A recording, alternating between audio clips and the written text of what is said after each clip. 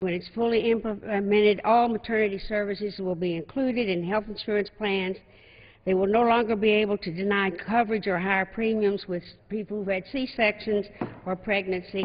And I will thank you very much. Put the rest in the record. Gentlelady's time has expired. Gentleman from Michigan. Mr. Speaker, before I yield a minute to the gentleman from Oklahoma, Mr. Sullivan, I yield 30 seconds to the gentlelady from Tennessee, Mrs. Blackburn. The gentlelady from Tennessee is recognized for 30 seconds. Thank you, Mr. Speaker. In reference to the comments that were just made about women and the health care law, I would just remind the body one of our primary concerns with this legislation was the way in which women would be adversely impacted. When you look at the Comparative Results Board and the fact that they were going to change the ratings that were coming from the task forces, and it would be more difficult for women under the age of 50 and over the age of 75 to get mammograms. And I use that as an example. We need this bill off the books.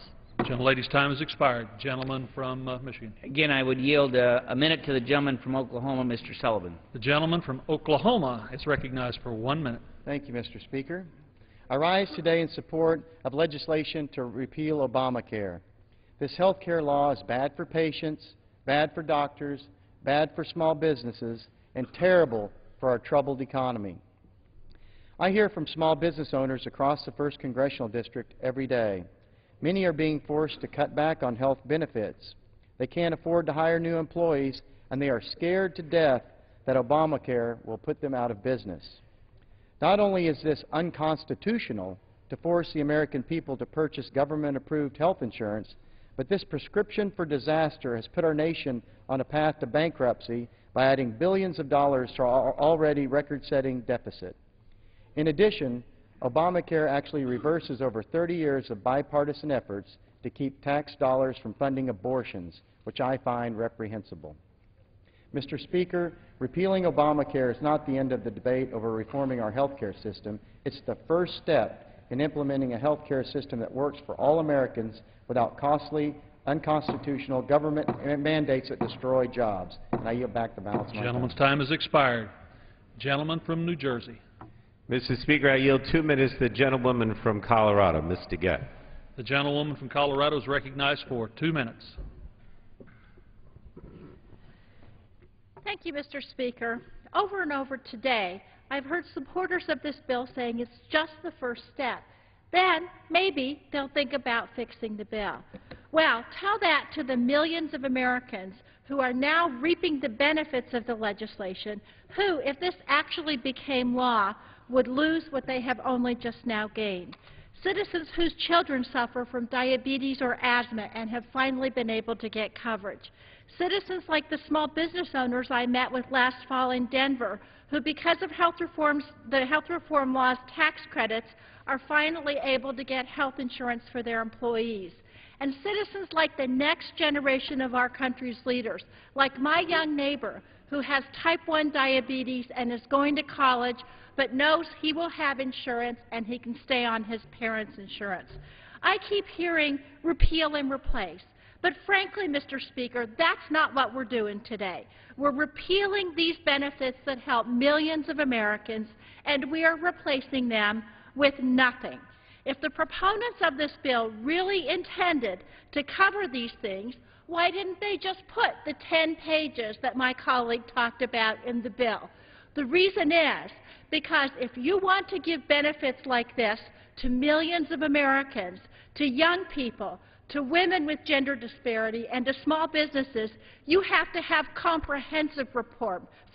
We all know it, and that's why we need to resist this effort. We need to resist repealing this legislation, and we need to work together across the aisle to implement it in a way that helps every single American. I yield back. Gentlelady yields back the balance of her time. Gentleman from Michigan. Mr. Speaker, before I yield a minute to the gentleman from Nebraska, I'd like to yield 30 seconds to the gentleman from Texas, Dr. Burgess. Gentleman from Texas is recognized for 30 seconds. Now, the fact is, on those tax credits for small business, they're so confusing, and I hear this from my small businesses all the time back home. No one understands how to actually make those benefits work, and they are time limited. They will soon expire. But here's the real deal. If you really wanted to help small business, let's repeal that 1099 provision. Why was it even in there? Well, one reason so the IRS could enforce the mandate, but the other reason was maybe they're going to need a value-added tax in order to pay for this monstrosity. Let's repeal it and get it done the right way. Gentleman yields back the balance of his time. Gentleman from Michigan. Mr. Speaker, I'd yield a minute to the gentleman from Nebraska, Mr. Terry. Gentleman from Mr. Nebraska is Speaker, recognized for 1 I minute. embrace this opportunity to repeal this trillion-dollar tragedy. That's the cost of it over 6 years, but yet, in order to make their numbers work so they can come here and argue that this is deficit neutral, they only have benefits for 6 years. It's full of gimmicks like that. The reality is that it's raising taxes, the amount of $569 billion that is a job killer, and it hurts senior health care by taking $523 billion out of Medicare over the next 10 years, and puts bureaucrats in charge of your health care. That's wrong. That's a tragedy. What we will do right is in the next phase, starting very soon in our committee, we will begin an open process, not the one that was used where a bill was written in the Speaker's office and then driven to the House floor with no amendments allowed. We will do this right. We will have the people involved. This whole body will be involved. Even the other side of the party is going to be involved in our committee, which we weren't allowed before. So we will do this right and do it right for the American Gentleman's citizens. time has expired. Gentleman from New Jersey. Mr. Speaker, I yield myself 15 minutes. 15 seconds. The gentleman is recognized for 15 seconds. Thank you, Mr. Speaker. I've heard talk on the other side of the aisle about small business, but I would point out that repeal would eliminate tax credits for small businesses. In Mr. Burgess's district, there are up to 13,600 small businesses that are eligible for the tax credit, and repeal would force these small businesses to drop coverage or bear the full cost of coverage themselves. Gentleman's time has expired. Gentleman I yield 2 minutes now to the gentlewoman from California, Ms. Katz. The gentlewoman from California is recognized for 2 minutes. Mr. Speaker, I rise in strong opposition to this misguided and costly legislation. First, I think we should be spending our time here on creating jobs instead of rehashing settled law. Secondly, I want to speak on behalf of the millions of Americans already benefiting from the strong consumer protections in this law. Across the country, parents now know that their children can be insured after graduation from high school or college. Seniors in the dreaded donut hole have received help to pay for prescription drugs and now can have a free physical each year. And women no longer have to worry about paying higher premiums because insurance companies often consider females a pre-existing condition, and all Americans are now eligible for free preventive screening. People already sick can no longer be dropped from their plans. Lifetime and annual coverage limits, that fine print that can thrust a family into bankruptcy just because someone gets sick, these are gone. Because the law bans insurance companies from excluding folks from pre-existing conditions, people who need insurance the most can now have access to it. Some of my colleagues, these important provisions may seem abstract, but for my constituent, Gwendolyn Strong, and her family, this law means everything. Before, the Strongs lived in constant fear that Gwendolyn, diagnosed with spinal muscular atrophy, would reach her policy's lifetime limit and then become uninsurable because she has a pre-existing condition. But the consumer protections in the Affordable Care Act mean that Gwendolyn will receive the care she needs and her family is protected from bankruptcies. A vote for this misguided bill will put the future of the Strong family and millions of other families at risk again. The impact is real. In my district, Medicare benefits will be taken from 100,000 seniors. It will raise taxes on over 16,000 small businesses. And none of us can afford the $230 billion that repeal will add to our deficit. That's why I'm urging my colleagues, for the sake of the Strong family, for the sake of all families, colleagues on both sides of the aisle, vote no on H.R. 2. Gentlewoman's time has expired. Gentleman from Michigan. Mr. Speaker, I would yield a minute and a half to the gentleman from Pennsylvania, Dr. Murphy. Gentleman from Pennsylvania is recognized for 1.5 minutes.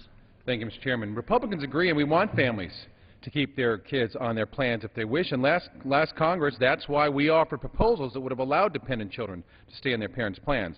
But once again, the other side is trying to hide 3,000 pages of a law by discussing only 10 pages. We all want to work on this, and we will achieve this in the replacement bill. But the other side also fails to mention that other parts of this 20 and 100 pages that will ignore what's going to cause health insurance premiums to go up 17% because of this care plan. What good is coverage on a policy if a family can't afford it? On another issue, chronic illness consumes 70% of health care costs and 90% of Medicare. The health care bill, however, cuts $500 billion from Medicare, and much of that by eliminating chronic care management that otherwise could save lives and money.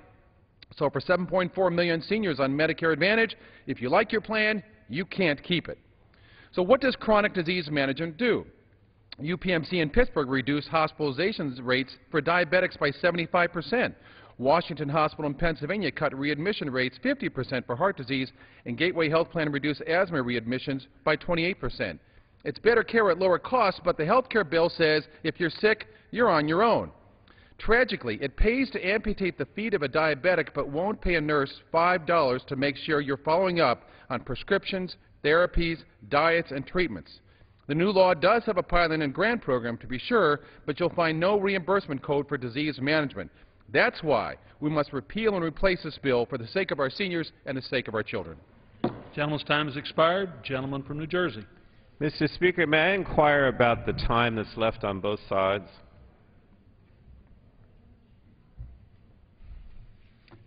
The gentleman from New Jersey has 24 3/4 minutes. The gentleman from Michigan has 28.5 minutes. Okay, I'd yield now 2 minutes to the gentleman from Pennsylvania, Mr. Doyle. Gentleman from Pennsylvania is recognized for 2 minutes. Thank you, Mr. Speaker. I rise in opposition to H.R. 2, the Patients' Rights Repeal Act. Day after day, new studies are showing just what's at stake in this debate over health care reform. The Department of Health and Human Services released a staggering report stating that up to 129 million Americans with pre-existing medical conditions could lose their newly enacted protection from insurance company discrimination.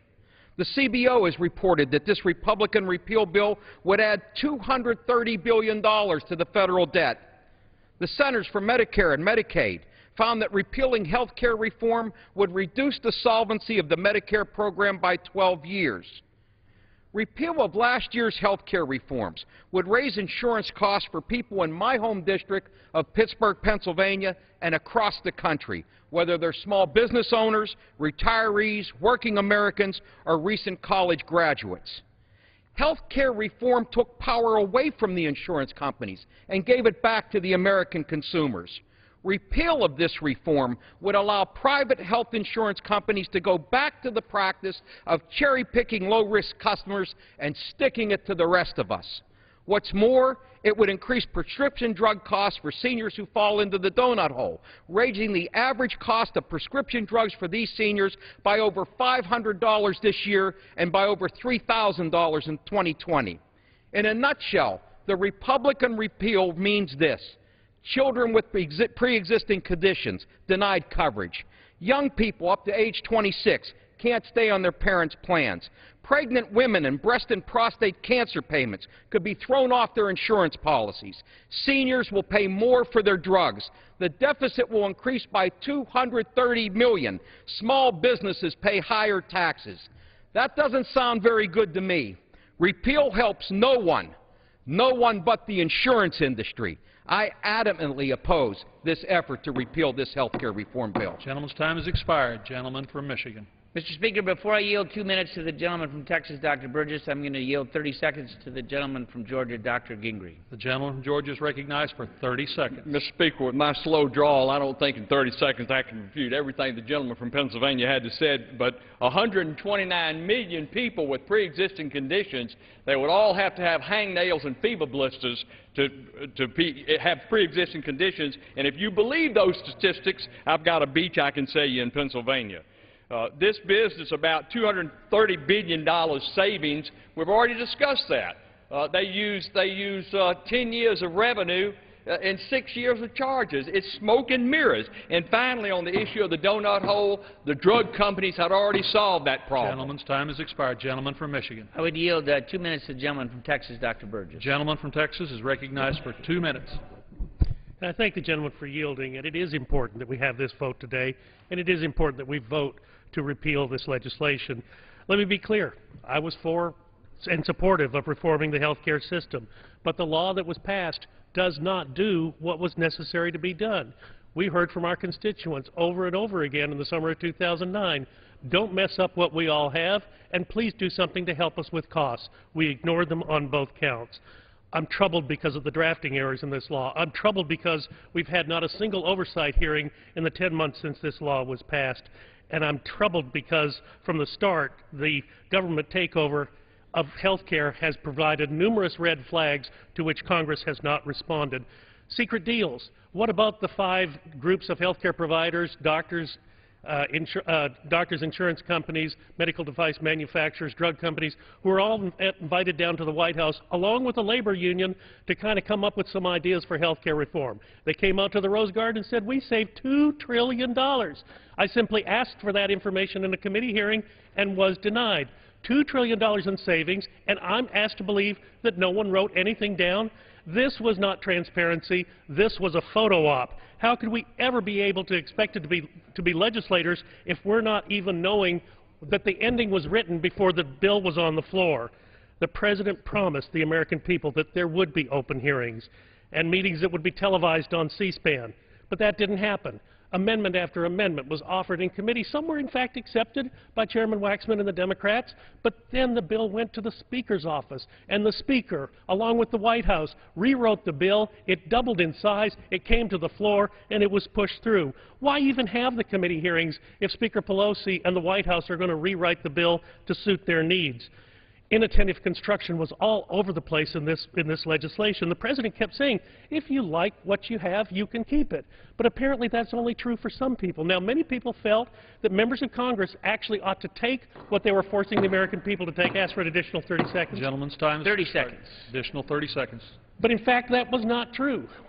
The members of Congress are required now to be covered under the exchange. Their staff is required to be covered under the exchange. But are there exemptions? Yes. Committee staff and senior leadership staff are not required to be covered under the exchanges. Neither are the White House occupants. It ought to be the same for everyone. These loopholes need to be closed. The difficulties in this bill are just too legion to mention, but if it could have fixed the problem, I would have been for it. But it is a destructive and pernicious blight, and the expansion of the federal debt truly does threaten the very fabric of our republic. Gentleman's time has expired. Gentleman from New Jersey. Mr. Speaker, I yield myself 15 seconds. Gentleman's recognized for 15 seconds. Mr. Speaker, I just wanted to mention the gentleman from Texas was decrying the HHS study about pre-existing conditions. These are very serious pre-existing conditions: heart disease, cancer, asthma, arthritis, high blood pressure, that people have had their policies canceled or they couldn't get insurance because of these pre-existing conditions. I don't think they should be belittled. Gentleman's time has expired. Gentleman from New Jersey. I yield to the gentlewoman from California, Ms. Harmon, 2 minutes. Gentlewoman from California is recognized for 2 minutes. Mr. Speaker, today's health care repeal debate reminds me of tennis great John McEnroe's famous rant, "You can't be serious." Everyone knows this vote is symbolic, putting off for another day the hard work of revising portions of this historic law that need attention, or adding provisions that would greatly improve the law. There is no disagreement about the need to repeal the 1099 requirement for small business. But we should also add provisions to allow the government to bargain for lower drug prices and create more competition among health care plans. To me, that's what the public option was for. Health care changes already in effect are helping people in my district. 5,000 seniors received $250 last year to help cover the donut hole portion of their Medicare prescription drug costs, and they will get 50% drug discounts this year.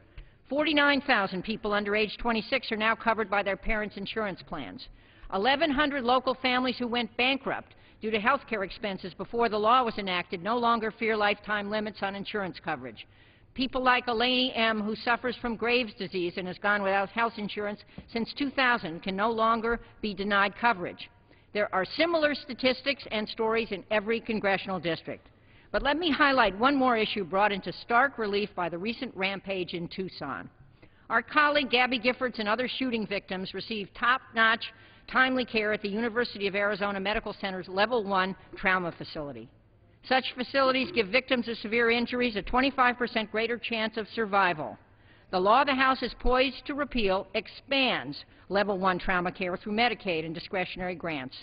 My district is home to the Harbor UCLA Medical Center, Level 1 Trauma Center, and that's where victims of a natural disaster, a terrorist attack, or another Tucson-like massacre will be brought.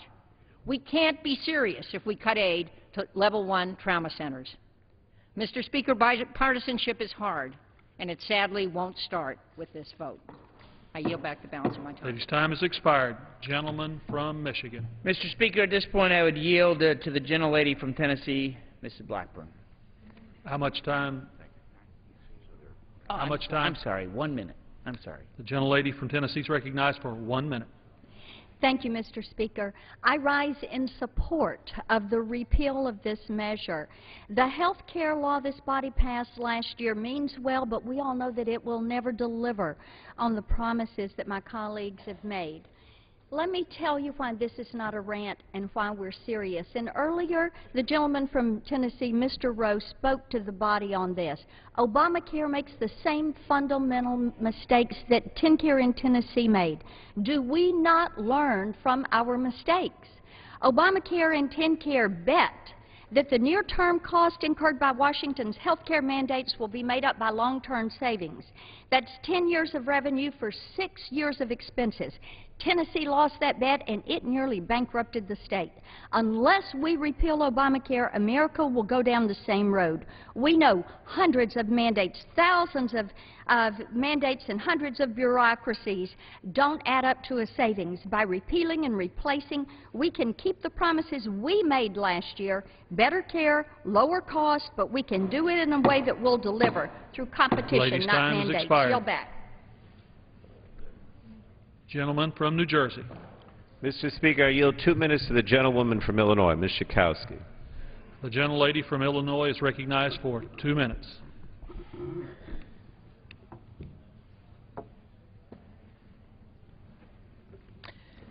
Mr. Speaker, yesterday I met with everyday Americans in Chicago who shared with me their personal stories, tragic stories, but common stories, about how our flawed health care system has devastated their lives. At its core, access to health care is a moral issue. Midge Howe told me how her 24-year-old daughter-in-law, Jennifer, and her unborn child both died because Jennifer could not find health insurance because of a pre-existing condition. Her pre-existing condition? A prior pregnancy. By the time emergency health care was mobilized, it was too late for Jennifer and her baby. She left behind her husband and a 2-year-old. Today, the Affordable Health Care Act mandates that pregnancy is no longer considered a pre-existing condition. David Zoltan has diabetes, and because of his pre-existing condition,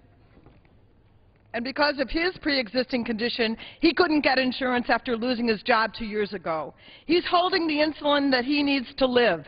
But thanks to the Affordable Care Act, David has coverage under Illinois' pre-existing condition plan and no longer ends up in the emergency room to get his life-saving insulin.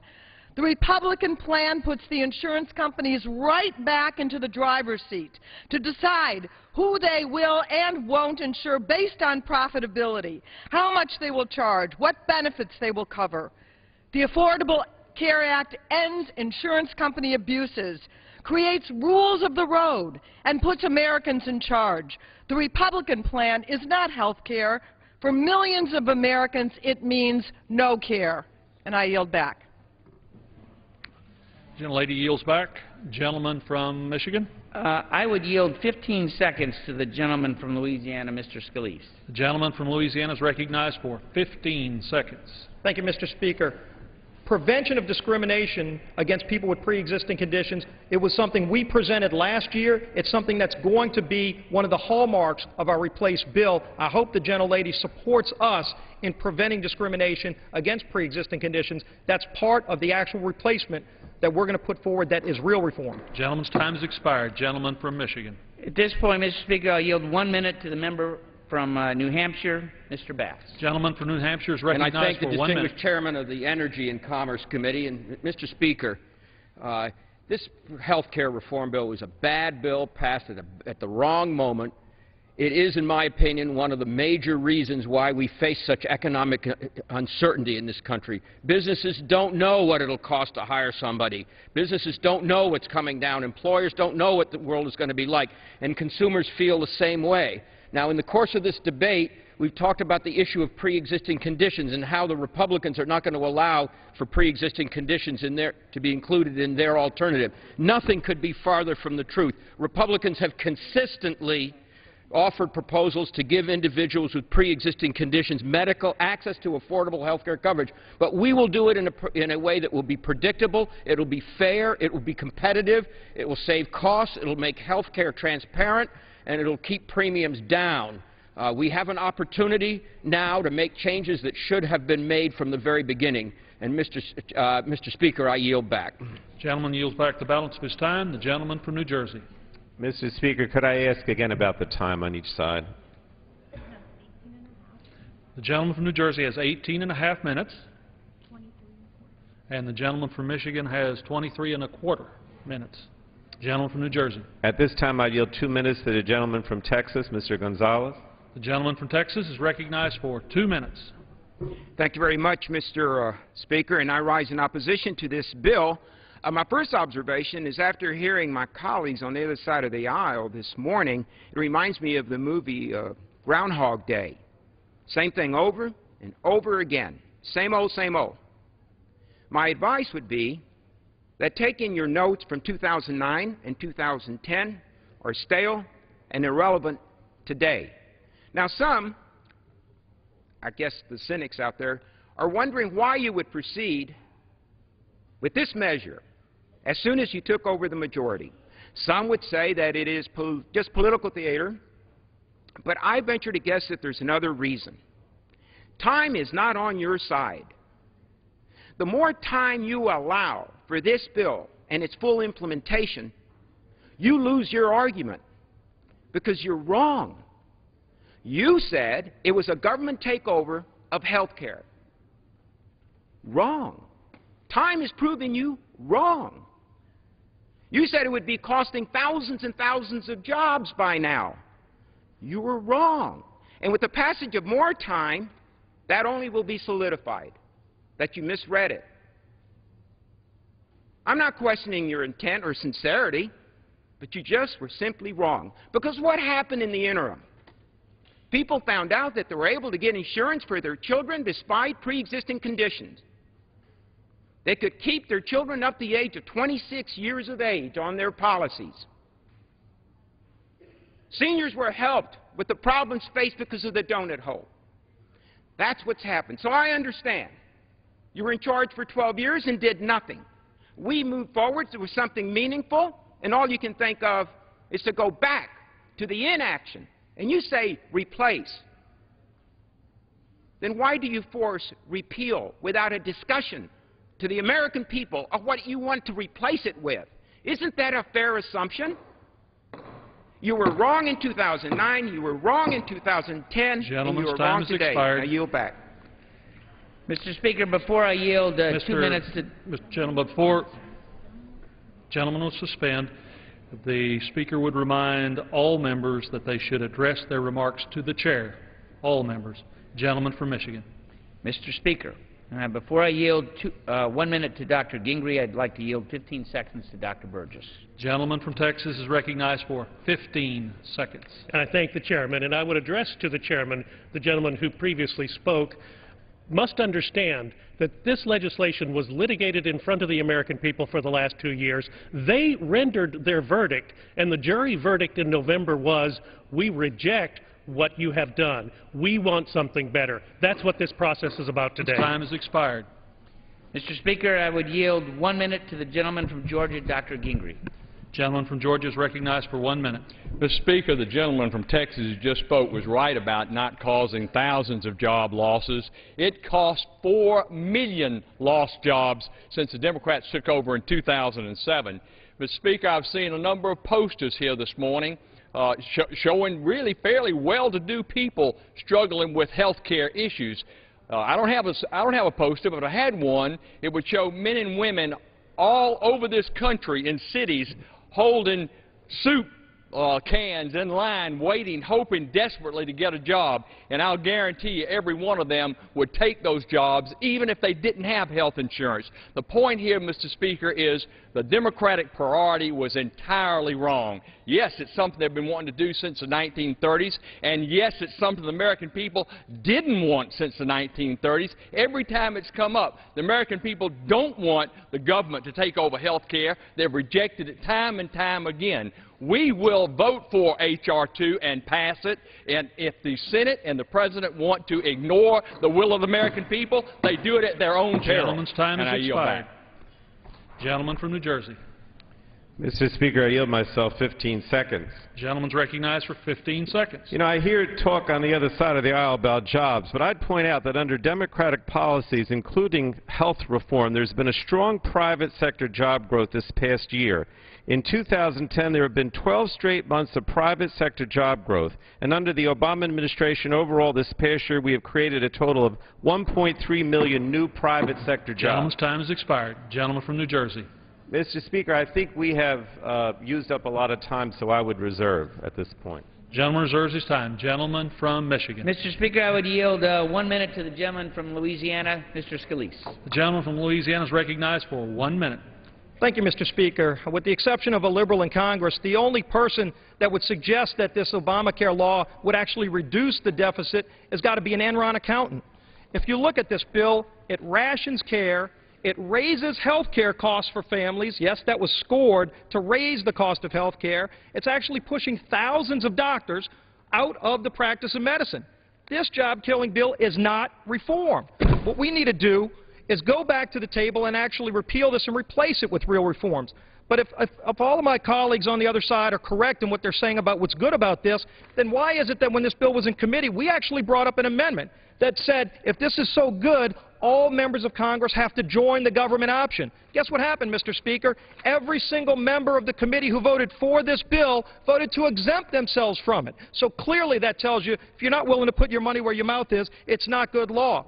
Let's repeal this and start over with real reforms that actually lower the cost of health care, that address real problems like making sure people with a pre-existing condition can't be discriminated against. Let's restore the doctor-patient relationship. Time has expired. That starts with repeal. Gentleman from New Jersey.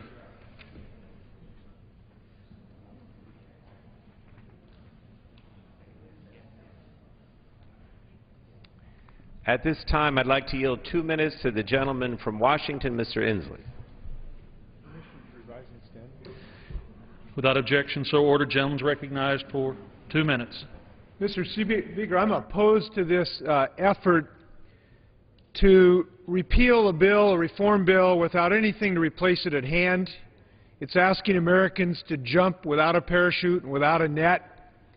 And it's the wrong thing to do because we are a country that's always moved forward. And I want to mention 2 ways this bill moves forward which we should not repeal. One is that we have finally addressed this horrific geographic disparity where physicians and hospitals get treated differently unfairly around the country. We finally are fixing that, long, long overdue. And second, this bill really helps us move forward to reduce waste in our medical industry. A Dartmouth study suggested as much as 30% of all the things we do have been wasted in health care because we haven't had the right incentives. Where I come from in Washington State, we're doing things that we need to export around the country to stop waste in medicine. At Virginia Mason just won the National Leapfrog to the Top Award, where they've saved over $1 million a year just by bringing efficiencies in how you provide supplies. At Group Health, they've reduced the readmission rate by about 1/3 by bringing efficiencies to the system. At the Providence Everett Hospital, I was so impressed when I met a Dr. Breivik, a cardiac physician, who brought some efficiencies in how they handle cardiac patients.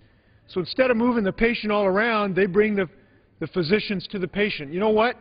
They've knocked almost a full day off the time you have to be in a hospital, and they've reduced the infection rate by almost 1/2, improving quality. At Children's Hospital, they're building a hospital that uses 30% less square footage than the average hospital.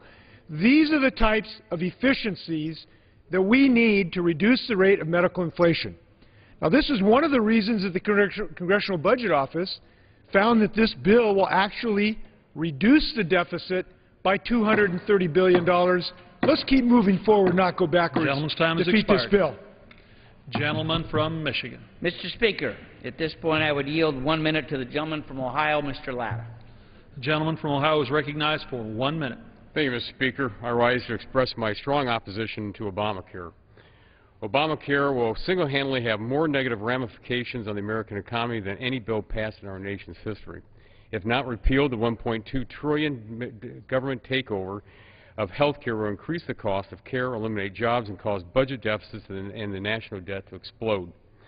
The Democrats' health care takeover contains $569 billion in taxes, increased government spending, a $500 billion cut in Medicare, increased costs to the states, and mandates on businesses. All these are hurting the economy and making it harder for small businesses to create jobs and get people back to work. We need greater competition and more choices for consumers. Since this bill became law last spring, I've heard the same message across the 5th Congressional District. Businesses aren't hiring employees, buying new machinery, or expanding their business because of increase in costs under the legislation. Imposing these higher costs on businesses will lead to lower wages and fewer workers. Mr. Speaker, I yield back. Gentleman yields back the balance of his time. Mr. Speaker, I yield myself 15 seconds. Gentleman's recognized for 15 seconds. Mr. Speaker, I heard the gentleman from Louisiana say that members of Congress were not in the exchange, and that is simply not the case. And I don't want to hear it repeated from the other side of the aisle. This bill, this current bill that we passed, says that members of Congress have to go into the exchange and have the same health care benefits through the exchange as any other American. So don't keep repeating that, because it's simply not true. Gentleman's time has expired. Does the gentleman wish to yield or reserve his time? Again, Mr. Speaker, I think we're ahead in terms of the time, gentleman so I would from Michigan. reserve. Mr. Speaker, I might ask Dr. Burgess from Texas to respond to that, and I'll yield to him 30 seconds. The gentleman from Texas is recognized for 30 seconds. 30 seconds. Mr. Chairman, it's important that members of Congress understand the parameters here. Indeed, we are required to buy our health insurance in the insurance exchanges as provided under the health care law. There are no insurance exchanges as they exist right now, so it's anybody's guess. We're probably still in the Federal Employee Health Benefits Plan, but no one is actually certain of that. What is certain is that there were exemptions. There were exemptions for senior staff, senior leadership staff, committee staff, the White House, political appointees, and the federal agencies. Everyone should be treated equally. Some are not more equal than others. Gentleman's time has expired. Gentleman from Michigan. Mr. Speaker, I would yield 1 minute to the gentleman from Iowa, Mr. Latham. The gentleman from Iowa is recognized for 1 minute. I thank the chairman of the Energy and Commerce Committee, Mr. Speaker. I think it's important to understand and remember how we got here. When the Senate passed their bill on Christmas Eve in 2009, there was not a soul on either side of the aisle in the House of Representatives thought that that turkey would work. The bill that they passed, everybody knew it was bad. And so when it became procedurally impossible to change it, the Democrats decided to push forth this bill that everyone understood would not work. And that's what we're dealing with today. I think it's very promising that now in Iowa just yesterday joined a lawsuit so that there's a majority of the states in this country now say, let's repeal this, that the individual mandate is unconstitutional. So not only are we stuck with a horrible bill, an unconstitutional bill that everyone knows and understood back then would never work, now they want to preserve this. We've got to repeal this, replace it with common sense reforms that will actually work for the American people. Gentleman's time has expired. Gentleman from Jersey wish to continue to reserve? Yes, Mr. Speaker. Gentleman from Michigan. I might ask again, parliamentary inquiry, how much time is remaining on both sides? The gentleman from New Jersey has 14.5 minutes.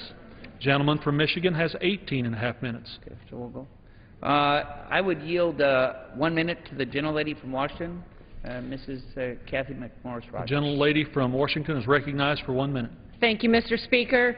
We can do better. There's many reasons to start over on health care reform. Do it right and listen to the American people. Number one, the current bill further destroys jobs at a time that we need jobs. Number two, it actually increases our health care costs. 3, it increases government spending. 4, it raises taxes on hardworking families and small businesses. 5, it takes away our choice of physician. 6, it cuts Medicare for seniors. Goodbye Medicare Advantage. 7, it threatens our world-class quality health care system. 8, it will add to our already growing budget deficit. 9, it includes taxpayer funding for abortions. 10, it's unconstitutional, and there's many, many more. I encourage my colleagues to join me in supporting H.R. 2, and let's start the process of repealing this bill, the current health care reform bill, and replacing it with a bill that America deserves and America wants. And I yield Lady back. yields back the balance of her time. Does the gentleman wish to continue to reserve? No, Mr. Speaker, I'll yield 2 minutes to the gentlewoman from Wisconsin, Ms. Baldwin. The gentlewoman from Wisconsin is recognized for 2 minutes. Thank you, Mr. Speaker. I rise today on behalf of hundreds of thousands of Wisconsin families who have already begun to benefit from health care reform. And I am mindful of the children, young adults, and seniors who would lose access to affordable health care coverage should the measure Republicans are pushing today to repeal our recently passed health care law come to pass. Over the years, I have heard thousands of stories from constituents about their struggles to find access to affordable health coverage. This year, my constituents' calls and letters have changed. They've transformed into stories of thanks and gratitude. I think of Kate of Fitchburg, Wisconsin, whose family has already seen the benefits of this law in the short time its provisions have been in effect. Kate recently shared with me how her 16-year-old daughter, Maggie, had been unable to receive affordable health care coverage because she was born prematurely with a genetic anomaly that requires frequent doctor's visits. However, as a result of health care reform, Maggie is no longer denied health coverage because of her pre-existing condition.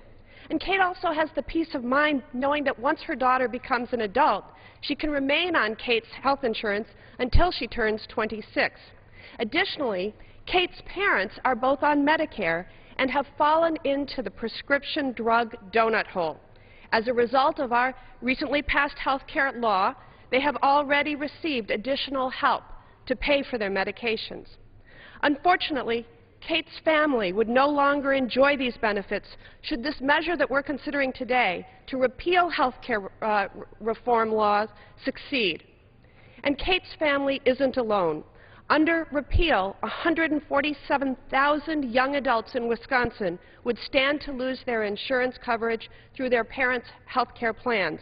And once again, people would be discriminated against because of pre-existing conditions, and 46,000 Wisconsin seniors would face higher prescription drugs.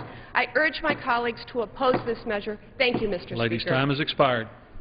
Gentleman from Michigan.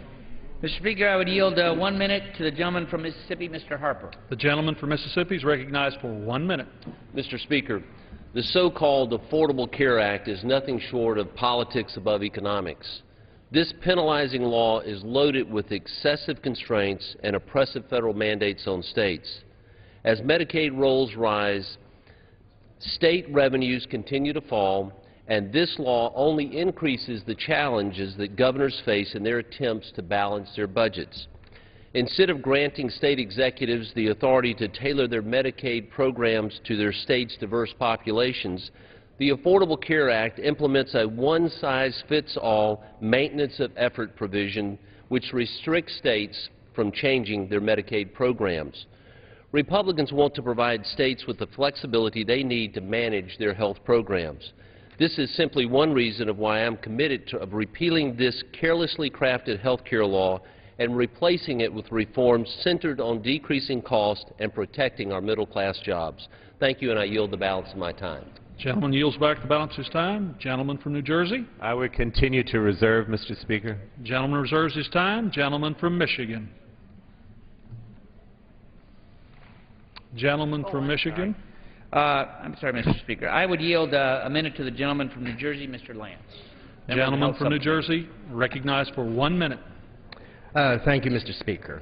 I rise today in support of H.R. 2, an important first step toward implementing sustainable health care reform that our nation can afford. The health care law passed last year includes sleights of hand to mask the true cost of the measure. For example, 6 years of entitlements and subsidies are paid by 10 years of taxes, and premiums are collected for the first 10 years for a long-term care program with no benefits during that period. Douglas Holtz-Eakin said it best when he wrote in today's Wall Street Journal that the health care law is all about budget gimmicks, deceptive accounting, and implausible assumption used to create the false impression of fiscal discipline. Failure to repeal the health care law will add an additional $700 billion to our national deficit in the next 10 years. However, we can work together in a bipartisan capacity to enact common-sense health care solutions that lower health care costs without raising taxes or adding to our national debt. I yield back the balance of my time. Gentleman yields back the balance of his time. Gentleman from New Jersey. Again, I would continue to reserve, Mr. Speaker. Gentleman from Michigan. Mr. Speaker, I would yield 1 minute to the gentleman from Louisiana, Dr. Castle. Gentleman from Louisiana is recognized for 1 minute. Thank you, Mr. Speaker. I discussed this bill as a doctor who's been treating the uninsured for 20 years. Now, opponents of repeal argue that this gives Americans insurance, but what in truth it often gives is Medicaid. Now, Medicaid is a federal state program which is often called welfare medicine, and it is a program which is destroying state budgets. Now, last spring, the New York Times spoke about how this has implications for patient care. They spoke of a woman in Michigan on Michigan Medicaid with metastatic cancer who could not find an oncologist because Michigan Medicaid had been cut so much because of Michigan budget problems. Carol died a week after the article. That's Medicaid. Now, if supporters of the Obamacare bill believe that more people on Medicare is good, Republicans disagree. Because what happened in Michigan is happening across the nation. Last year, before this bill was passed, 20 states cut Medicaid payments and 39 cut providers. This is threatening to bankrupt them. Now imagine what happens when their rolls double. Mandating that 16 million more Americans get put on Medicaid is not health care. It is a weight around state budgets. It is the illusion of coverage for patients. Let's repeal this law and pass real reform. Gentleman's time has expired. Mr. Speaker, I would yield 1 minute to the gentleman from Kentucky, Mr. Guthrie. Gentleman from Kentucky is recognized for 1 minute. Thank you, Mr. Speaker. I believe the health care bill law passed last year will not only burden American families, but will also bankrupt already struggling state governments.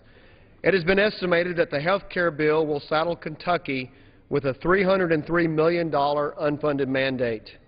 This burden will leave fewer resources available for public education, infrastructure projects, and other worthwhile state efforts. And it's not just Kentucky. States all across the nation face the same dilemma. They're already facing difficult budget situations and will soon be strapped with higher Medicaid costs as a result of the health care law. Further, the law prohibits states from altering their Medicaid offerings, essentially removing their ability to contain the rising costs. We must stop this law from going into effect and further burdening our state governments and American families. I urge my colleagues to vote yes, and I yield back the balance of my time. Gentleman yields back. Gentleman from New Jersey. And Mr. Speaker, I yield 2 minutes to the gentleman from North Carolina, Mr. Butterfield. Gentleman from North Carolina is recognized for 2 minutes. Let me thank the ranking member for the time and certainly thank him for his leadership on our committee. Mr. Speaker, as we debate the Republican proposal to repeal health care reform, I truly hope that the American people will open their eyes and realize that this legislation will put insurance companies back in charge of their health care. I don't know about my friends on the other side. I don't know what kind of districts that you represent, but I represent a low-wealth rural district in eastern North Carolina. My constituents need affordable health insurance. They need access to health care now. In my district, this repeal would allow insurance companies to deny coverage to 261,000 individuals with pre-existing conditions. It would eliminate health care tax credits for up to 11,600 small businesses and 193,000 families. The number of people without health insurance in my district would grow by 56,000 people, and it would increase the cost to hospitals for uncompensated care by more than $65 million.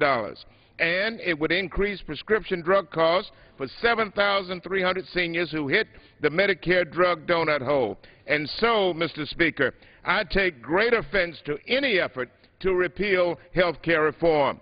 This repeal would only lead to bigger federal deficits and higher taxes for small businesses. Children, students, seniors, and small business owners would be devastated by losing these protections. Mr. Speaker, I urge my Republican colleagues to stop playing politics with health care. Open your eyes and see the pain of America's working families. Listen to the silent majority in your district, not the loudest people in your district. Reject this repeal effort, and let's debate ways and means of creating jobs in America. I yield back. Gentleman yields back the balance of his time. Gentleman from Michigan. Mr. Speaker, I would yield 1 minute to the gentleman from Texas, Mr. Olson. Gentleman from Texas is recognized for 1 minute. I thank the Speaker, and I thank my colleague from Michigan. And I rise in strong support of H.R. 2. Mr. Speaker, many of my colleagues had come to this floor tonight to highlight the numerous job-destroying provisions in this new health care law. They've outlined serious threats to our health care system and our economy. And I'd like to highlight something that was not included in the law: medical liability reform. My home state of Texas has implemented liability reform with positive results. It's a model for America to follow. Before reform in Texas, doctors could not afford to stay in practice. Frivolous lawsuits were forcing them to close their doors. And now, with reform, they're flocking to Texas. Here's the proof. Since implementation in 2003, we've seen a 60% increase in the number of doctors practicing in our state. 60%. And a 27% drop in the cost of medical liability insurance. We must repeal and replace this economy-busting health care bill by enacting meaningful health care reform. On November 2nd, we made a promise to the American people. Today, it's a promise kept. I yield back. Time has expired. Mr. Speaker, I would yield 1 minute to the gentleman from West Virginia, Mr. McKinley. Gentleman from West Virginia is recognized for 1.5 minutes. Thank you, Mr. Speaker. This law needs to be repealed for a host of reasons, especially because of its impact on small businesses and seniors. Recently, I spoke to an owner of a coal mine in West Virginia with 24 employees. She told me the act has caused her annual premiums to increase by $84,000. It was the wrong approach, and it will cost jobs. Let's not lose sight, though, of our most vulnerable citizens in our society, senior citizens. The law's $500 billion in cuts to Medicare is unconscionable. Reducing benefits for some senior citizens and jeopardizing access to other care is unacceptable to those of our greatest generation.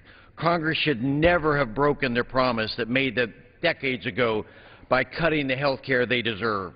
Let's repeal it and replace it with something that's bipartisan, lower costs, save jobs, and protects our senior citizens. Thank you, Mr. Speaker. Gentleman yields back the balance of his time. This gentleman from New Jersey wish to... I yield myself 15 seconds, Mr. Speaker. Gentleman's recognized for 15 seconds. Mr. McKinley mentioned seniors, and I would point out that beginning in 2011, the health care reform provides a 50% discount for prescription drugs for Medicare beneficiaries. There are 12,100 Medicare beneficiaries in Representative McKinley's district who benefit from these provisions. Seniors benefit from this bill, and if you repeal the bill, those seniors are going to have a loss. Gentleman's time has expired, and the chair would like to note at the present time the gentleman from Michigan has 11.5 minutes. The gentleman from New Jersey has 10.25 minutes. I would reserve again, Mr. Speaker. I would just say I was hoping I was going to get a few extra seconds from people yielding back their time, but that apparently is not the case. I would yield 1 minute to the gentleman from Colorado, Mr. Corey Gardner, member of the committee. Gentleman from Colorado is recognized for 1 minute. Thank you, the gentleman from Michigan. Thank you, Mr. Speaker. Mr. Speaker, I am here to talk about jobs. I want to highlight a story about what is happening to one company in my district when it comes to this health care bill. One company in my district that employs 130 people, a manufacturing company, one of the few left in the country. Even during the worst of the recession, this company kept every single employee employed by having them paint houses, rake leaves, instead of firing them, because they felt obligated to their employees. employees. Without this health care bill, they predicted that their health care cost would increase by about 5%. With this health care bill, their cost will increase by 20%, an additional $200,000 a year to afford the cost of the health care bill. That's six people that they could have employed and hired and put to work providing them with benefits. But instead, we passed a job-destroying health care bill. It is time this Congress act to fulfill the promise it made to America, the promise to repeal this bill and to put in its place solutions that will actually increase the quality of care, decrease the cost of care. The time is now. Let's act before we lose one more job. I yield my time back. Time's expired. Gentleman from New Jersey. Does the gentleman from New Jersey reserve? Yes, I yield now 2 minutes to the gentlewoman from California, Ms. Matsui. Gentlelady is recognized for 2 minutes. I thank the gentleman for yielding me time. Mr. Speaker, I rise in strong opposition to the bill before us. This bill would cost the American small business owner dearly. In Sacramento, over 88,000 small businesses are eligible to take advantage of the tax credits provided under the current law to help offer and afford meaningful health insurance coverage. Gordon, the owner of a communications firm in Midtown Sacramento, covers 100% of his 13 employees' health insurance premiums. This is the firm's second highest expense next to payroll. As a result of the tax credits in the Affordable Care Act, Gordon's company is expecting to save roughly 25% in employee premiums. This frees up much-needed capital so Gordon's business can prosper and expand. Another small business that will grow as a result of the tax credits is a small cafe owned by Pat and Kim in downtown Sacramento. They currently employ 4 full-time employees who receive full benefits and 25 part-time employees. With the savings they're planning to see from the tax credits, Pat and Kim will be able to hire another full-time employee. This is the type of job creation that we need to help repair our economy and see small businesses thrive again. That is why repeal is so dangerous and why the Affordable Care Act is so critical to small businesses in Sacramento and throughout our country. For these small businesses, I urge my colleagues to vote no on this bill. I yield back the balance of my time. Gentlelady yields back. The gentleman from Michigan. Thank you, Madam Speaker. I would yield 1 minute to the gentleman from Kansas, Mr. Pompeo. Thank you, Madam Speaker. Gentleman's recognized for 1 minute. Thank you, Madam Speaker. Last week, the Kansas Attorney General, Derek Schmidt, filed to join a federal lawsuit challenging the constitutionality of Obamacare, and I want to applaud Attorney General Schmidt, Governor Sam Brownback, and the 25 other states that have taken on the duty of correcting what this Congress did unconstitutionally last cycle. You know, our nation was founded on liberty, and that liberty was enshrined in our Constitution. They gave to us, as members of Congress, certain powers, enumerated and very limited. The Obamacare law strikes at the heart of that constitutional principle. It, for the first time, requires every citizen of American Kansas to buy a health care product or face a stiff penalty. Never before has Congress required anyone to buy a private product in this way. It can't be right. If that power to exist in Congress, our power would be unlimited, and that's not how our founders intended it. I urge every one of my fellow colleagues to take aim at this law, which threatens our liberty, our health care system, and jobs in America and Kansas. I yield back the balance of my time. Gentleman yields back. Gentleman from New Jersey. Madam Speaker, I yield 2 minutes now to the gentleman from Vermont, Mr. Welch. Gentleman's recognized for 2 minutes. I thank the gentleman. Madam Speaker, about a year ago I got a call from Donna, a mother who lives in Plainfield, Vermont, and this was her story. She had a son, has a son, who had his first job. It paid like $9 an hour, and it came with no health care. But they were excited that her son was getting out in the workforce, learning discipline, learning self-responsibility. But he lost the health care because he was no longer on her policy. He got in an accident. He's fine, but he has $20,000 in medical bills that were uncovered, and that is a burden on him and it's a burden on the family.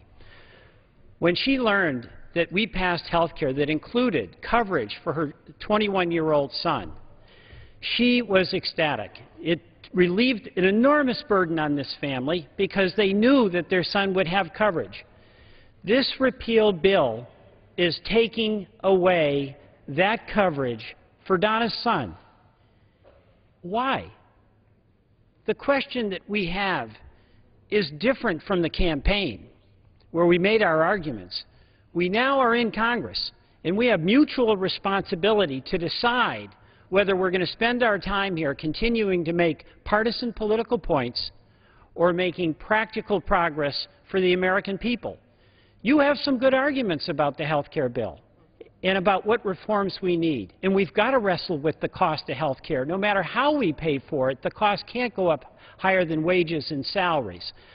But what we should do is improve what we have, correct what must be corrected, and get rid of what doesn't work. But to throw it all out, all these insurance reforms, health care for Donna's son, pre-existing condition, preventive care for seniors, where by getting care in time it's going to save us money, that's the wrong thing to do. When does it make sense to toss out the good rather than correct the bad? I yield back. Gentleman yields back.